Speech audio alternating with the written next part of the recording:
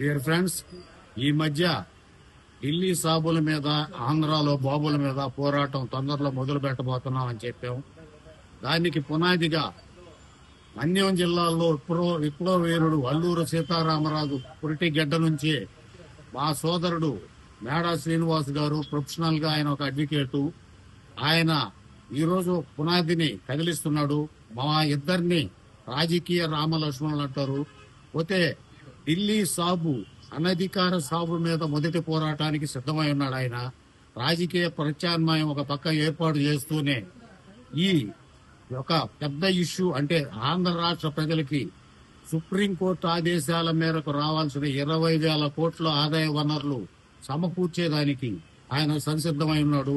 ఏది ఏమైనా మా సోదరుడు మేడా శ్రీనివాస్ గారికి, రాష్ట్రీయ ప్రజా కాంగ్రెస్ మిత్రులకు హ్యాట్స్ ఆఫ్ చెప్తున్నాను.